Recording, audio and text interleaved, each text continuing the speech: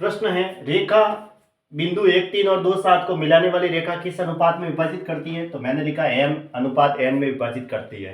तो उस बिंदु के फिर निर्देशांक क्या होंगे? m x2 plus n x1 बटा m प्लस n, और दूसरा होगा m y2 plus n y1 बटा m प्लस n। ऐसे ले लिया। अगर यहाँ माइनस होता तो वो बाह्य विभाजन होगा, इनके बीच में माइनस होगा तो, और इनके बीच में अगर प्लस है तो फिर ये अंतः विभाजन होगा। तो हमने एक बार ऐसे प्लस लेके ही लिख लिया, क्योंकि इसने कहा कि किस अनुपात में विभाजित करती है, तो m अनुपात n में विभाजित करती है। और हम उस बिंदु के निर्देशांक फिर क्या होंगे? mx2 प्लस nx1 बटा m प्लस n, और my2 प्लस ny1 बटा m प्लस n। और कौन कौन से बिंदुओं के बीच में ये अनुपात है? एक तो है 1, 3 और दूसरा है 2, 7, ये है।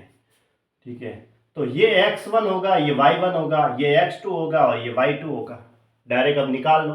m अनुपात n में विभाजित करती है, तो m की जगह तो मैं m, x2 की जगह 2, ठीक है, प्लस n की जगह n और x1 की जगह 1 है, तो n हुआ बटा m प्लस n, और कॉमा m y2, यहाँ n होगा ना, हाँ m y2, सही है, सही है, m y2, m लगाया मैंने, और y2 कितना है? 7, तो 7m प्लस n y1 यानी कि 3n बटा m प्लस n। उस बिंदु के निर्देशांक फिर ये हुए। इन दोनों बिंदुओं को मिलाने वाली रेखा अगर m अनुपात n में विभाजित करती हैं तो उस बिंदु के निर्देशांक ये है, और ये रेखा इन बिंदुओं को मिलाने वाली रेखा के किस अनुपात में विभाजित करती है?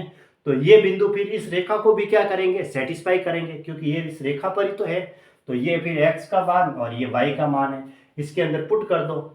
3, x की जगह क्या रखेंगे? 2m प्लस n बटा m प्लस n, और प्लस y की जगह क्या है? 7m प्लस 3n बटा m प्लस n बराबर क्या है? 9। अब थोड़ा सा सॉल्व कर दो, 3 को अंदर भेज दो, 3 दूनी 6m प्लस 3n और 7m प्लस 3n और m प्लस n। देखो इसमें भी m प्लस n है नीचे, और इसमें भी m प्लस n है। ठीक है, तो m प्लस n ही हमारा एलसीएम आया, वो उधर चला जाएगा, तो क्या होगा? 9m plus 9n। अब m एक तरफ और n एक तरफ कर दो। 9m है, इधर कितने m है? देखो 7m और 6m, 7 में 13, ये 9 इधर आएगा, तो 13 में से 9 जाएगा तो कितने m हो जाएंगे?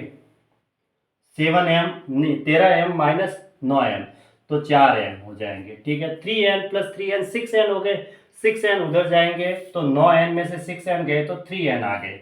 तो मुझे m और n का अनुपात अगर चाहिए तो m की वैल्यू तो n का गुणांक और n की वैल्यू m का गुणांक, ऐसे लेते हैं हम। तो कितना आया? 3:4। अच्छा, ये दोनों प्लस में ही आ रहे हैं, तो फिर अंतः विभाजन हुआ। कहीं माइनस तो मुझे नहीं दिख रहा है, अंतः विभाजन। ठीक है, तो ये हमारा आंसर बैठा। कौन सा ऑप्शन बैठा फिर? 3:4 में अंतः विभाजन वाला ऑप्शन बी सही है। ऐसे नहीं कि बाह्य विभाजन, बाह्य विभाजन में फिर यहाँ माइनस आता, लेकिन यहाँ तो प्लस में ही आ रही है mn की अनुपात की वैल्यू, तो फिर अंतः विभाजन ही होगा। ऑप्शन बी सही है।